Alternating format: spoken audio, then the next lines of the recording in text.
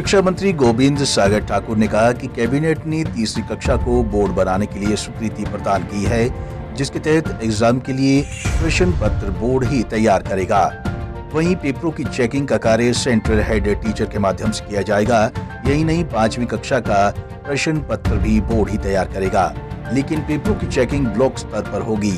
शिक्षा मंत्री गोविंद सिंह ठाकुर शुक्रवार को चंडीगढ़ से मनाली लौटते समय कुछ देर के लिए बिलासपुर परिधि गृह में रुके थे, जहां उन्होंने पत्रकारों से बातचीत के दौरान ये जानकारी दी। उन्होंने बताया कि हिमाचल प्रदेश में प्री प्राइमरी कक्षाएं 3841 स्कूलों में शुरू की जा रही हैं और आने वाले समय में और स्कूलों में भी इसे शुरू करने को लेकर योजना चल रही है।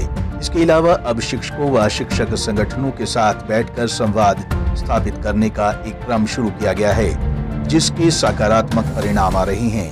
पिछले दिनों शिक्षक संघ के साथ संवाद किया गया और इस दौरान 150 लोगों के साथ सीधे बातचीत की गई।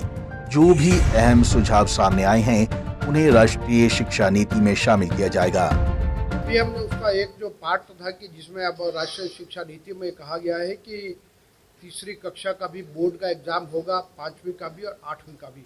उसको अभी हमने कैबिनेट से स्वीकार करा लिया है और उसमें अब यह है कि जो तीसरी कक्षा का जो हमारा पेपर है उस पेपर को बनाएगा एजुकेशन बोर्ड और उसका जो चेकिंग और असेसमेंट का जो काम है वो हमारा जो सेंट्रल हेड टीचर है जो CHT है वहाँ पर होगा। और फिर 5वीं कक्षा का पेपर एजुकेशन बोर्ड तैयार करेगा और 5वीं क्लास का जो पेपर है उस पेपर की चेकिंग ब्लॉक लेवल पर होगी और जो हमारा 8वीं का पेपर है उस पेपर को भी एजुकेशन बोर्ड तैयार करेगा और उसकी चेकिंग का काम जो है डिस्ट्रिक्ट लेवल पर होगा। इसको प्रारंभ किया है और इसके पश्चात हम प्री प्राइमरी क्लासेस को भी प्रारंभ करने वाले हैं और लगभग 3841 स्कूलों में प्रारंभ है और आने वाले दिनों में और अधिक बढ़ाएंगे और राष्ट्रीय शिक्षा नीति अच्छी प्रकार से लागू हो और इसको हम प्राथमिक शिक्षा से लेकर के हायर एजुकेशन तक प्रारंभ करने के लिए इसके लिए अनेक प्रकार की योजनाएं बना रहे हैं।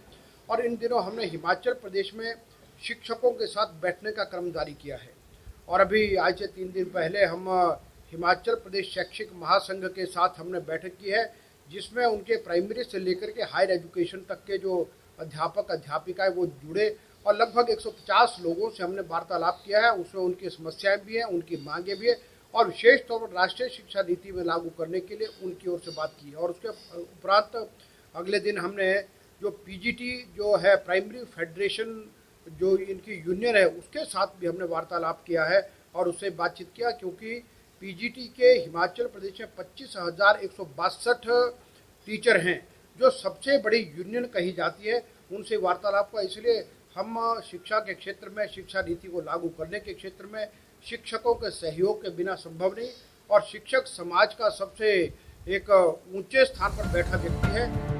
बता दें कि अभी तक 5वीं, 8वीं, 10वीं और 12वीं की बोर्ड की परीक्षाएं होती हैं, लेकिन अब इसमें तीसरी कक्षा को भी जोड़ा जा रहा है। देखना होगा कि इस नए बदलाव का बच्चों पर क्या असर पड़ता है।